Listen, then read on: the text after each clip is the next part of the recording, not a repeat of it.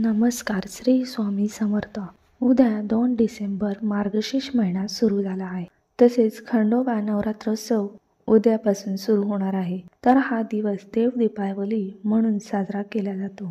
तसेच कोणी लक्ष्मी पूजन काही कारणास्तव केले नसेल तर उद्या करू शकता. तुम्हाला मी आज एक उपाय सांगणार आहे. तो उपाय व्हिडिओ स्किप न करता शेवटपर्यंत ऐकावा आणि व्हिडिओ आवडल्यास कमेंटमध्ये ओम श्री महालक्ष्मी नमः लिहावे. सर्वप्रथम ब्रह्ममुहूर्तावर उठावे, स्नान करून उंबरठा लेपन करावे, तुळशीला पाणी द्या, शुद्ध तेलाचा दिवा लावावे, तसेच देवपूजा करून घ्यावी.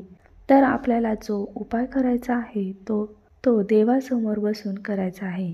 सर्वप्रथम एक आसन घ्यावे. देवासमोर जो आपला नियमित दिवा प्रज्वलित असतो तो दिवा प्रज्वलित असावा. धूप दीप लावावे. नंतर आपल्याकडे पंती असेल ती स्वच्छ करून घ्यावी. त्यामध्ये शुद्ध गाईचं तूप घालावे.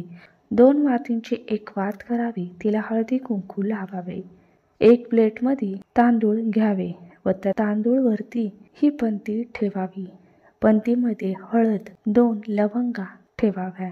त्या दिव्याला हळद, कुंकू, फूल वाहावे. त्यानंतर एक नाणं घ्यायचं आहे, उजव्या हातात घ्यायचं आहे. त्याला हळद, कुंकू, फूल वाहायचं आहे व उजव्या हातामध्ये घेऊन ओम श्री महालक्ष्मी नमः या मंत्राचा 108 वेळा जप करायचा आहे. 1 वेळा महालक्ष्मी अष्टक म्हणावे. हा दिवा लावल्याने माता लक्ष्मी प्रसन्न होते, दुःख दारिद्र्य नष्ट होतात व महालक्ष्मी प्रसन्न होऊन आर्थिक अडचण दूर होते. हा दिवा 12 वाजेपर्यंत कसा राहील याची काळजी घ्यावी. त्या पंतीमध्ये टाकावे. हा दिवा 12 वाजेपर्यंत चालू राहील याची काळजी घ्यावी. दुसऱ्या दिवशी दिव्यामधील नाणं, लवंग काढावे. नाणं स्वच्छ करून आपल्या पर्समध्ये ठेवावे व लवंग निर्मल्यामध्ये टाकावे. दिवा स्वच्छ करून वापरण्यास घ्यावे.